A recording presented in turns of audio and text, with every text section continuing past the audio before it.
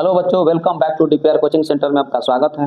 आज हमें मैट्रिक के क्लास का मैथ का चैप्टर 2 पढ़ाने जा रहे हैं और इसमें हमारा बहुपद है चैप्टर 2 में। और बहुपद जो है, बहुपद को हम लोग इंग्लिश में पॉलिनोमियल बोलते हैं। बहुपद का 2 हिस्सा होता है जिसको हम लोग चर कहते हैं, एक को क्या बोलते हैं, अचर बोलते हैं। चर के रूप में एक्स, वाई, जेड और अचर के रूप में 1 2 3 4 5 डॉट डॉट इनफाइनाइट। इस चर और अचर को जब आपस में मिक्स करते हैं तो ही हमें बहुपद का निर्माण होता है।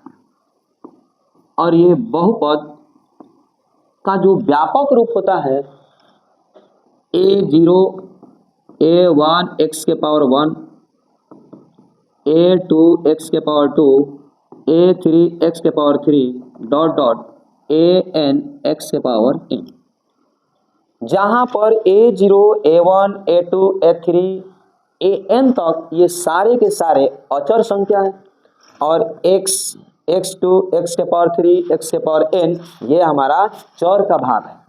इन दोनों चर और अचर को मिक्स करके हम लोग बहुपद का निर्माण करते हैं। बहुपद में एक पद भी हो सकता है और एक से अधिक पद भी हो सकता है। पद का निर्माण किस तरह से होता है, जैसे आप थोड़ा सा समझिए कि बहुपद को हम क्या से डिनोट करते हैं। तो बहुपद को px से डिनोट कर रहे हैं। जहां x जो है, अगर x चर में बहुपद है तो हम उसको px लिखेंगे। अगर यही हमारा बहुपद y चर में होगा तो py लिखते हैं, z में होगा तब pz लिखते हैं, अगर t बहुपद के रूप में होगा तब pt लिखते हैं। हम उसको डिनोट करते हैं, सूचित करते हैं p के रूप में। क्योंकि p हम पॉलिनोमियल बोलते हैं इसीलिए इसको p बोल देते हैं, और जिस रूप में होता है उस रूप में हम उसको px py pz करते हैं। जैसे आप समझिए बहुपद को, यहाँ पर x के पावर 2 प्लस 5x प्लस 1 ये हमारा एक बहुपद है। और किस रूप में बहुपद है, तो x चर में बहुपद है। ये हमारा py है, तो यहाँ पर क्या होना चाहिए, y के पावर 3 y के power square minus 5y plus 5, ये y चर में बहुपद है। अगर z चर में बहुपद होता तो z के पावर 5 माइनस 1, ये z चर में बहुपद है। तो जिस चर में बहुपद को लिखना होता है उस चर में बहुपद को लिख सकते हैं। इस बहुपद को थोड़ा सा परिभाषा समझते हैं कि इसका परिभाषा क्या होता है। और यहाँ पर विचार कीजिए कि इस बहुपद में, इसमें हमारा पदों की संख्या जो है, पदों की संख्या, ये हमारा पद है, ये हमारा पद है, ये हमारा पद है, इसमें 3 पद है। हम पदों की संख्या को कहेंगे 3। इसी तरह से यहाँ पर अगर हम अगले में देखते हैं तो यहाँ पर हमें पदों की संख्या देखते हैं, तो यहाँ पर पदों की संख्या विचार कीजिए 1 2 3 4, इसमें हमारा पदों की संख्या 4। और नीचे वाले में पदों की संख्या हमें क्या है, 1 और 2। पद का निर्माण सर हमेशा प्लस या माइनस करता है। अगर 2 पद के बीच में अगर प्लस है तो हमें 2 पद, यहाँ पर जैसे ये पद है, ये पद है, इसके बीच में माइनस है, तो हमेशा प्लस और माइनस पद का निर्माण करता है। अगर गुना के रूप में रहता है तो वो पद का निर्माण नहीं करता है। इस तरह से पद के बारे में हम समझे कि बहुपद का परिभाषा क्या होता है। ये हमारा परिभाषा है कि चर का घात हमेशा धनात्मक पूर्णांक संख्या होता है। पूर्णांक संख्या होता है। घात क्या होता है, ये x के पावर 5 ये हमारा आधार है और इसके मुंडी पर जो है इसको हम लोग घात कहते हैं। x के पावर 5 ये हमारा x में चर है, x चर में बहुपद है और x चर में बहुपद ये आधार है, ये घात है। ध्यान दीजिएगा कि जो परिभाषा में चर का घात हमेशा धनात्मक पूर्णांक संख्या है, प्लस में होना चाहिए, पूरा पूर्णांक होना चाहिए। जैसे अगर एग्जाम्पल के रूप में समझे तो x के पावर 3 प्लस x के पावर 2 माइनस 5x प्लस 1, ये इसका घात क्या है, या इसको हम बहुपद कहेंगे कि नहीं कहेंगे? तो ये कौन सा बहुपद है? तो 3 घात वाला बहुपद, ये त्रिघात बहुपद है। मतलब सर किसी भी बहुपद का, इसमें देखिए यहाँ पर 3 घात है, यहाँ पर 2 घात है, यहाँ पर 1 घात है, यहाँ पर 0 घात है, तो बहुत सारे इसमें घात है, लेकिन सारे घात में जो अधिकतम घात होता है वही हमारा बहुपद का घात होता है, इसीलिए इसको बोला गया त्रिघात बहुपद। इस बहुपद का अगर घात की बात करें तो इस बहुपद का घात हमें 3 यहाँ पर बगल में दर्शा देते हैं, बहुपद का घात, बहुपद की घात जो है 3। जैसे यहाँ पर बताएं, आपको समझाया कि ये घात है, ये आधार होता है, लेकिन इसमें आधार घात आधार घात आधार घात कई गुण हैं, लेकिन कई में हमें सारे घात में जो अधिकतम घात होता है वही हमारा बहुपद की घात होती है। जैसे इसका घात 3 हो गया। अब समझते हैं कि ये तो हमारा बहुपद हो गया, लेकिन बहुपद में कुछ ऐसे भाग होते हैं जहां पर कि बहुपद नहीं होते हैं। नहीं वाला थोड़ा समझते हैं। जैसे नहीं के केस में कौन कौन से स्थिति में हमें बहुपद नहीं होता है? बहुपद नहीं होने के लिए, बहुपद नहीं होने के लिए कौन सा रूप होता है जिसमें हमारा बहुपद नहीं होगा? जैसे अगर हमारा इसका घात धनात्मक नहीं होगा तो हम कह सकते हैं कि बहुपद नहीं होगा, या पूर्णांक संख्या नहीं होगा हम कह सकते हैं कि बहुपद नहीं होगा। जैसे आप विचार कीजिए कि x के पावर 2/3, यहाँ पर x का जो भी घात है 2/3 मतलब ये भिन्न संख्या। यहाँ पर हमारे परिभाषा में पूर्णांक संख्या की चर्चा किया गया है, जबकि यहाँ पर हमें भिन्न संख्या का रूप है, और कभी भी किसी चर का घात अगर भिन्न संख्या के रूप में है तो हम इसे बहुपद नहीं कहेंगे। यहाँ पर x का जो घात है -5, संख्या तो पूर्णांक संख्या है सर, लेकिन यहाँ पर माइनस है, जबकि यहाँ पर क्या बताया गया है? धनात्मक बताया गया। तो जब भी अगर धनात्मक होगा तभी बहुपद होगा, माइनस आ गया तो बहुपद नहीं होगा। आगे अगर बात करें x के पावर 1/x, ये भी अगर x नीचे से अगर ऊपर जाए तो हम इसको लिख सकते हैं x के पावर -1। तो इसको भी हमें, इसका घात क्या गया? ऋणात्मक संख्या गया, तो इसको भी बहुपद नहीं कर सकते हैं। अगले हम एक और को समझते हैं, जैसे रूट में x होगा तो क्या सर इसको बहुपद कहेंगे? तो इसको भी बहुपद नहीं कहेंगे। क्यों? क्योंकि जब रूट को हटाते हैं तो इसका घात 1/2 हो जाता है। तो रूट के रूप में या बटा के रूप में या तो पावर माइनस के रूप में या तो पावर हमें भिन्न के रूप में हो, ये 4 गो जो रूप है 1 2 3 4 गो रूप है जिसमें हमारा बहुपद नहीं होने का कंडीशन आता है। इसमें अब कुछ क्वेश्चन देखेंगे, प्रैक्टिस करेंगे या समझेंगे कि बहुपद किस किस रूप में होगा और किस किस रूप में बहुपद नहीं होगा। ये क्वेश्चन है y के पावर 2/3 प्लस y -1 बहुपद है या नहीं है? तो हम इसको कहेंगे कि बहुपद नहीं है। अगले क्वेश्चन की बात करें कि y के पावर +1/y, ये बहुपद है कि नहीं? तो ये तो बहुपद है, लेकिन ये बहुपद नहीं है।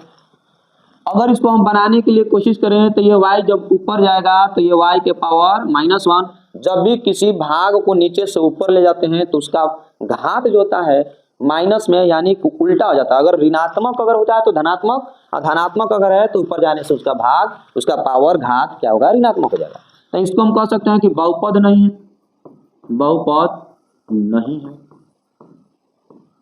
एक और क्वेश्चन, जैसे 3√x + 4x², ये भी बहुपद नहीं है, क्योंकि ये हमारा जो चर है, हम आपको बताए थे किसको ध्यान देना है, तो चर का घात हमेशा धनात्मक पूर्णांक संख्या होता है। ये हमें चर को देखना होता है। यहाँ पर हमें x क्या किस रूप में है? तो चर के रूप में। जब इस रूट को हटाएंगे तो आप याद कीजिए यहाँ पर जो रूट था, रूट का घात क्या है? 1/2 है। इसका मतलब ये पूर्णांक संख्या का रूप नहीं है। तो हम कह सकते हैं कि जहाँ पर अगर हमें रूट दिखाई दे रहा है तो हमें वो बहुपद नहीं है, हम इसको कह सकते हैं बहुपद नहीं है। अगर √x + 1/√x, इसको भी कह सकते हैं बहुपद नहीं है, क्योंकि जहां भी रूट है उसको कह सकते हैं बहुपद नहीं है। अगले क्वेश्चन की बात करें, √3x² + 5, सर इसमें भी रूट है, तो बहुत लड़के सोच रहे होंगे कि ये भी बहुपद नहीं है, लेकिन आप ध्यान दीजिए कि इस परिभाषा में आपको क्या बताया गया है। तो इस परिभाषा में आपको यही बताया गया है कि चर का घात हमेशा क्या होना चाहिए, पूर्णांक संख्या। चर को देखना है, न कि हमको अचर को देखना है। यहाँ पर ये हमारा अचर का रूप है, ये हमारा चर है, और हमें हमेशा ध्यान देना है कि चर का घात क्या है, 2 है, और 2 हमारा एक प्रकार के धनात्मक पूर्णांक संख्या होता है। हम इसको कहेंगे कि बहुपद है, बहुपद है। बहुपद का प्रकार, बहुपद को 3 हिस्सा के रूप में बांटे हैं। पद के आधार पर बहुपद होता है, घात के आधार पर बहुपद होता है, और चर के आधार पर बहुपद होता है। चर के आधार पर, पद के आधार पर जो बहुपद का भाग होता है, एक पदी बहुपद, एक पदी जो बहुपद होता है जिसमें हमारा एक ही पद होता है, जैसे x के पावर 3, 3x के पावर 9, इसमें एक ही पद रखा गया है। द्विपदी बहुपद, द्विपदी बहुपद में हमारा पद जो होना चाहिए 2 होना चाहिए, जैसे x के पावर 3 माइनस x और x के पावर 2 माइनस 1। इसमें माइनस या प्लस भी हो सकता है। इस माइनस चिन्ह के इधर और इधर 2 पद है, हमें इस प्लस चिन्ह के इधर उधर 2 पद है, इस तरह से हम इसको कह सकते हैं द्विपदी बहुपद। त्रिपदी बहुपद,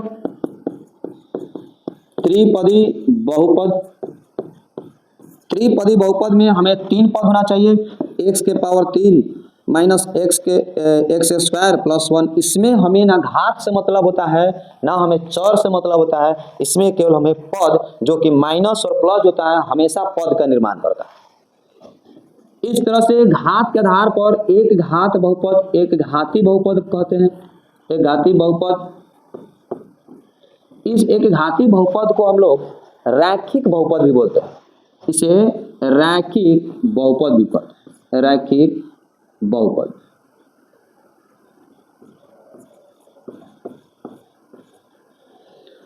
रैखिक बहुपद में एक घात वाला बहुपद को देखते हैं कि जिसमें एक घात हो, जैसे x प्लस 4, इसमें हमारा घात 1 है। और देखते हैं 3x माइनस 5, इसमें घात हमारा अधिकतम 1 है, हम इसको कहते हैं एक घाती बहुपद। द्विघाती बहुपद जिसका अधिकतम घात हमें 2 हो, x square plus 2x plus 1, इसमें अधिकतम घात कितना है, 2 है, इससे हम लोग द्विघाती बहुपद कहते हैं।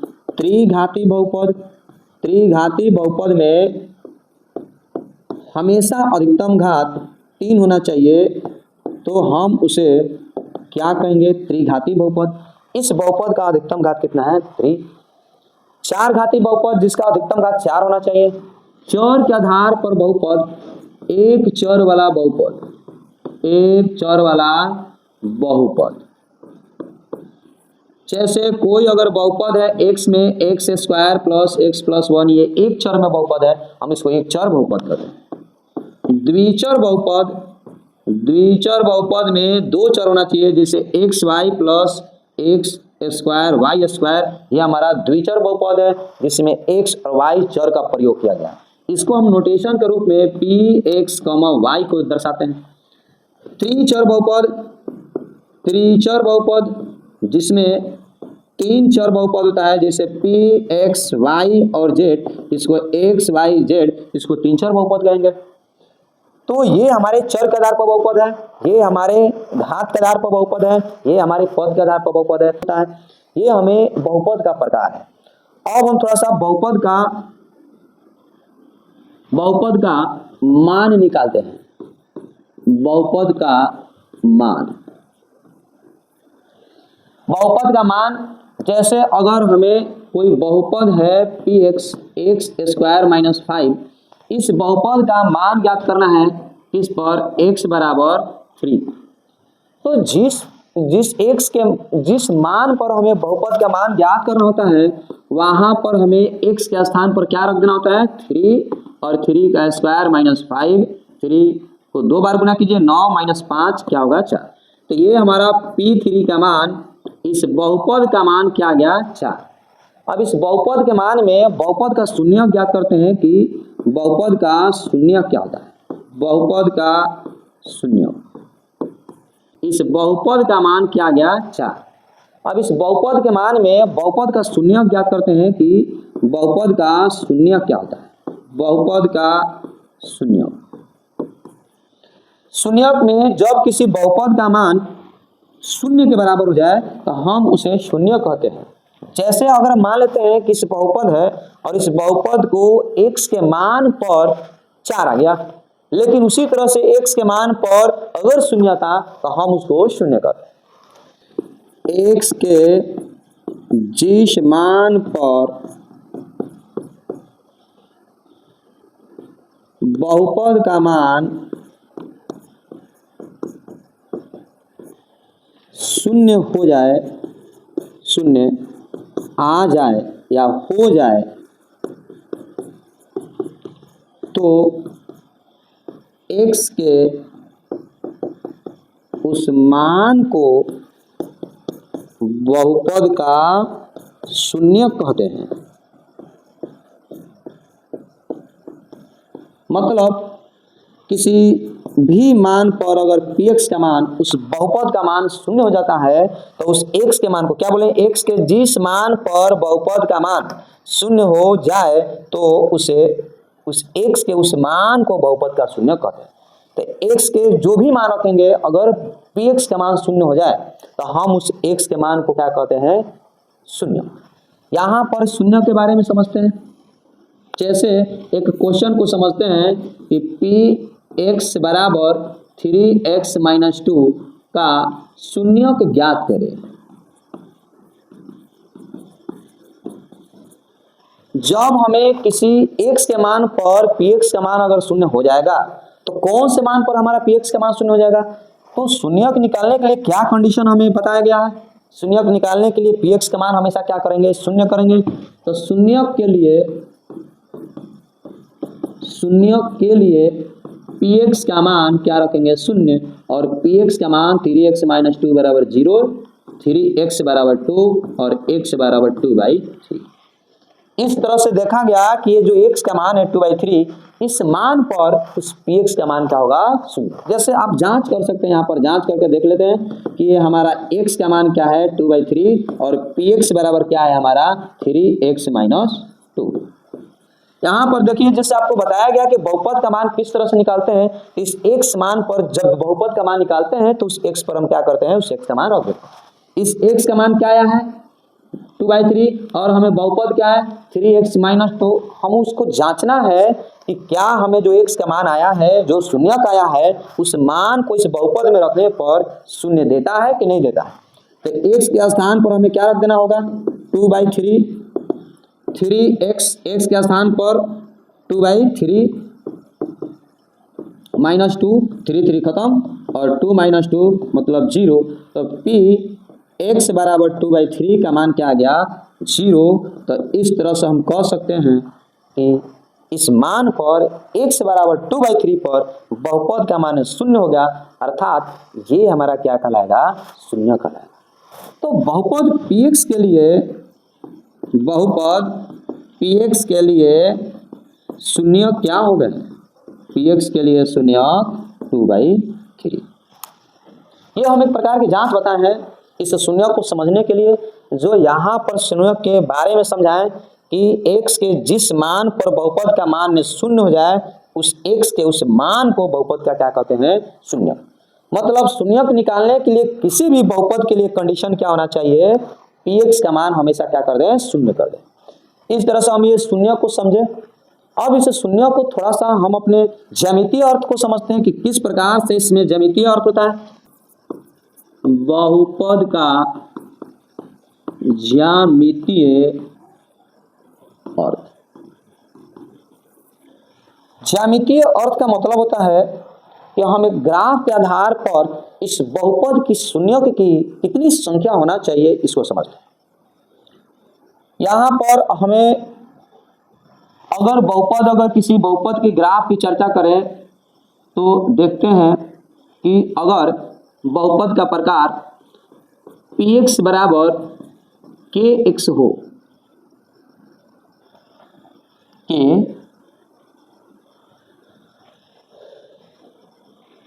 x बराबर 0।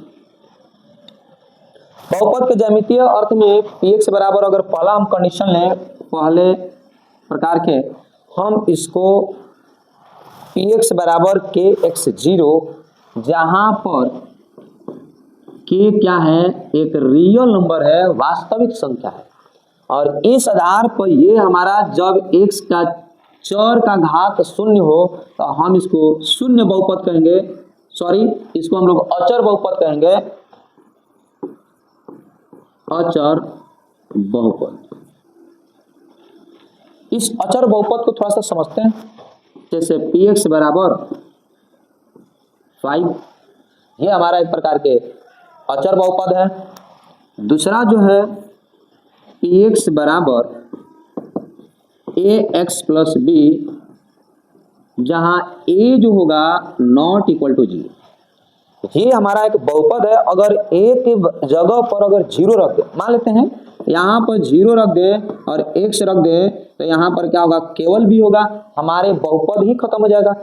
इसीलिए हमें क्या होना चाहिए, a हमेशा कुछ ना कुछ मान होना चाहिए, a कभी भी 0 नहीं होना चाहिए। अगर 0 हो जाएगा तो बहुपद समाप्त हो जाएगा।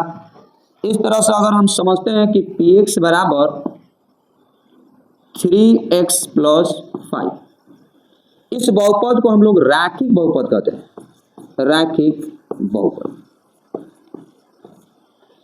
तीसरा नंबर px बराबर ax square plus bx plus c, जहां a नॉट इक्वल टू 0।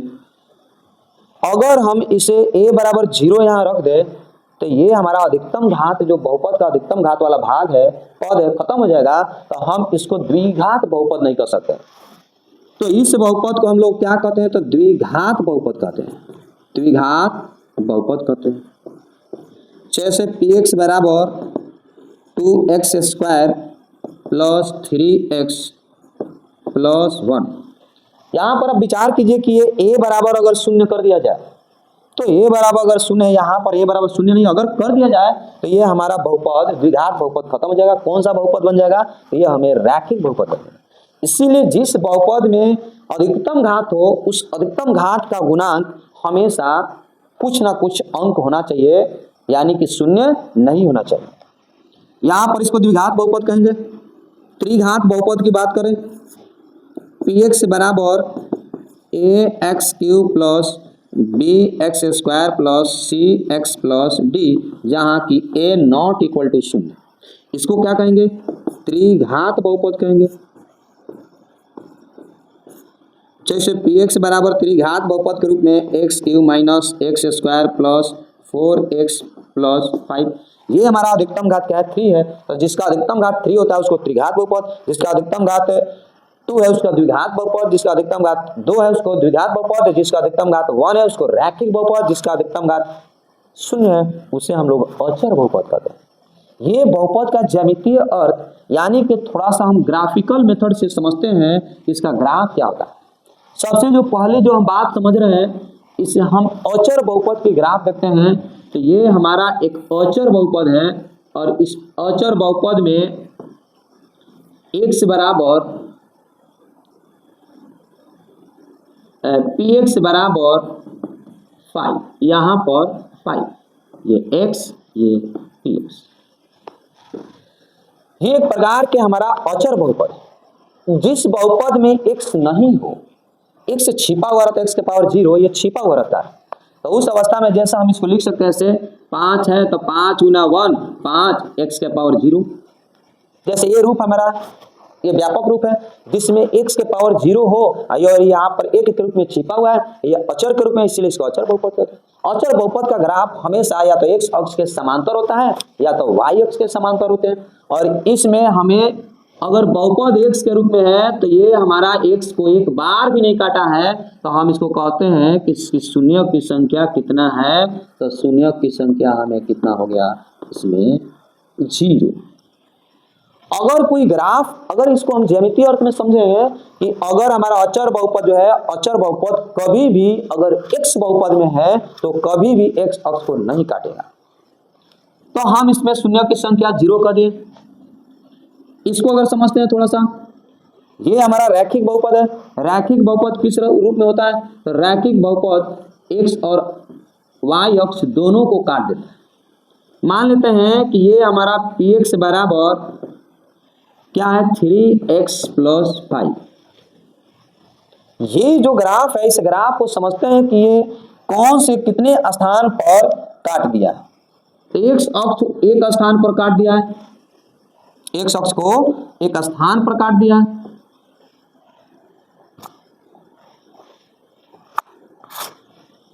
तो इस स्थान पर जो काट दिया है एक स्थान पर, तो हम इसको कहेंगे कि इसका शून्य की संख्या जो है, ये शून्य की संख्या इसमें एक, मतलब सर अगर इसका घात अधिकतम घात शून्य है तो शून्य की संख्या शून्य, अगर इसका घात अधिकतम एक है तो शून्य की संख्या एक, इसमें अधिकतम घात हमें 2 है तो शून्य की संख्या 2, अधिकतम घात 3 है तो शून्य की संख्या 3। इसकी ग्राफ को अगर हम समझते हैं कि अगर कोई ऐसा ये 2x² + 3x + 1 है, अगर इसका ग्राफ को समझते हैं तो यहाँ पर ये ग्राफ है, ये ग्राफ, ये px बराबर 2x² + 3x + 1। यहाँ पर ये जो ग्राफ है एक्स अक्ष को कितने बार कटा है, कितने स्थानों पर कटा है? तो एक्स अक्ष को 2 स्थान पर कटा है, तो शून्यक की संख्या कितना होगा? तो शून्यकों की संख्या बराबर 2 होगा। क्यों सर? क्योंकि इस एक्स अक्ष को, इस अक्ष को, इसको एक्स अक्ष कहते हैं, और एक्स अक्ष को ये वाई अक्ष है, एक्स अक्ष को कितने स्थान पर काटा है? तो 2 स्थान पर, इसीलिए इसको शून्यक की संख्या क्या होगा? 2। इस प्रकार से ये हमारा जो ग्राफ है, ये हमारा त्रिघात है, इसका मतलब इसमें शून्यक की संख्या क्या होगा? 3। क्या समझ में आया? कि जो अधिकतम घात होता है वही हमारा शून्यक की संख्या होता है। एक दो ग्राफ और समझते हैं, मतलब नोट पर विचार करें। यहां पर शून्यकों की संख्या बराबर, शून्यकों की संख्या बराबर बहुपद का अधिकतम घात, बहुपद का अधिकतम घात। जो बहुपद का अधिकतम घात होता है वही हमारा शून्यक की संख्या होती है। देखिए ये हमारा एक बहुपद है, जो उदाहरण 1 है, 1.2.1, सॉरी ये उदाहरण 1।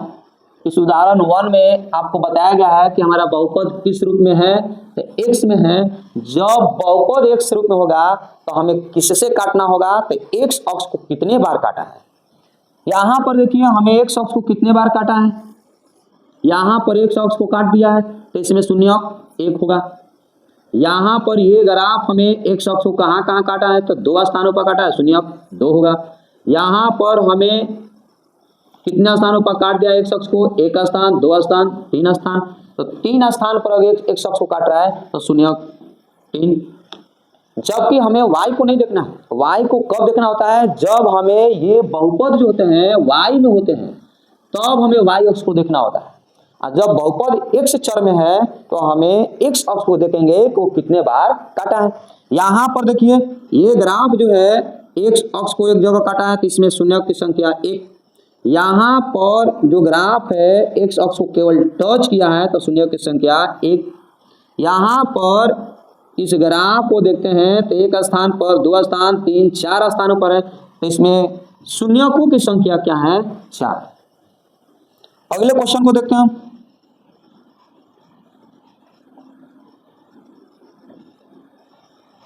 यहाँ पर देखिए ये हमारा प्रश्नावली 2.1 है। इस 2.1 में अब विचार कीजिए कि बहुपद किसमें है? तो बहुपद हमें x के रूप में है।